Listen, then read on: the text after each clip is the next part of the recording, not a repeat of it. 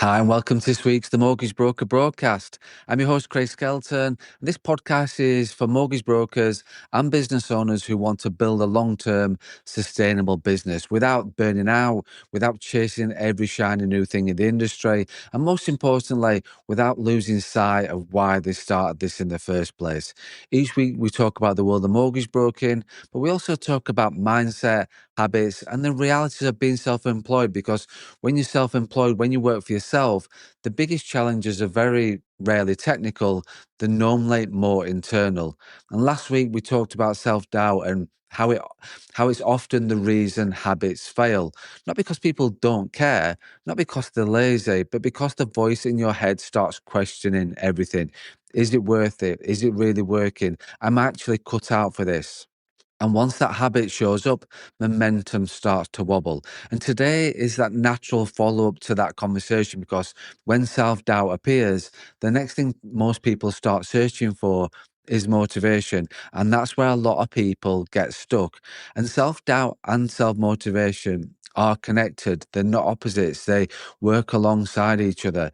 Self doubt never actually goes away. You need to accept that it doesn't disappear when you become motivated. It just becomes something that you learn to move forward with.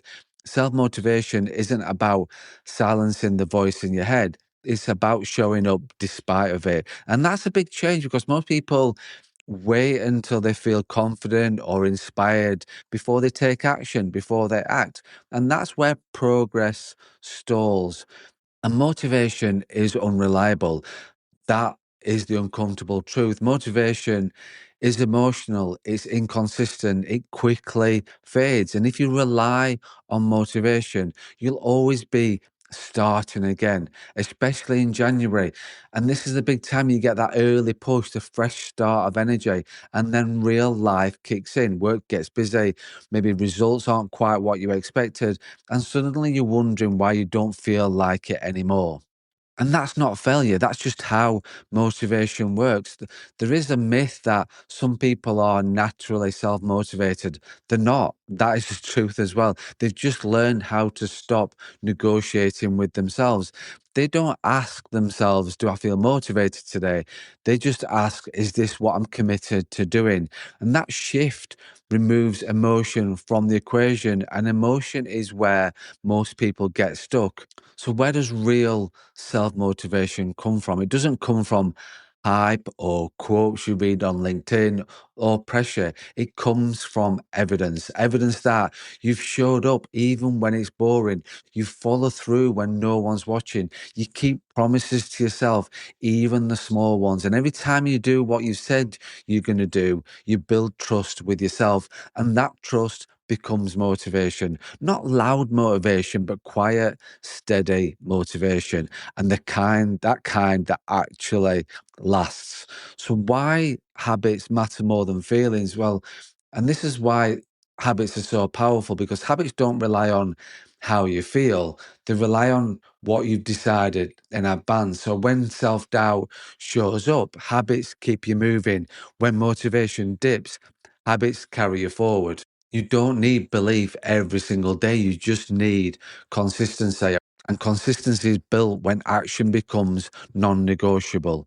So, what about self motivation as a self employed person? If you're self employed, this matters more than ever. There's no boss, there's no manager, there's no one checking in, there's no one chasing you, there's no one micromanaging you.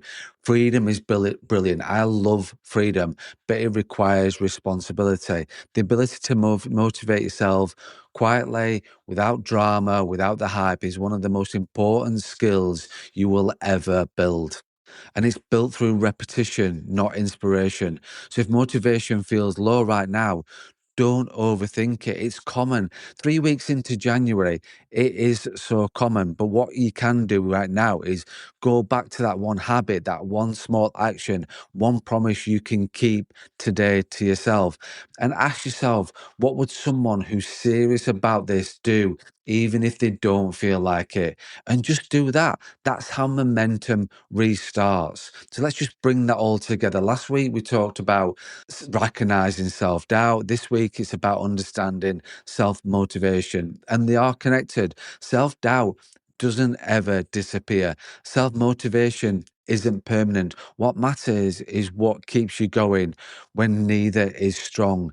And that's exactly what we're going to be talking about next week. So if today's episodes help you rethink motivation, just take a moment to reflect on where you might be waiting to feel motivated instead of creating it through action. And next week, we're going to take this one step further and talk about discipline, because discipline is what carries you forward when motivation fades and self-doubt gets loud. Discipline isn't punishment. It's not rigid. It's not about being hard and tough on yourself. It's about building a system and a process that keeps you moving, especially on the days when you just don't feel like it.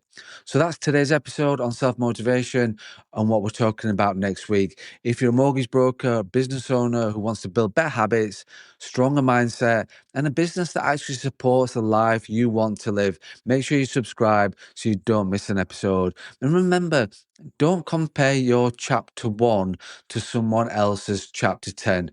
Run your own race. Thanks as always for listening. Thanks for watching, and I'll see you next week.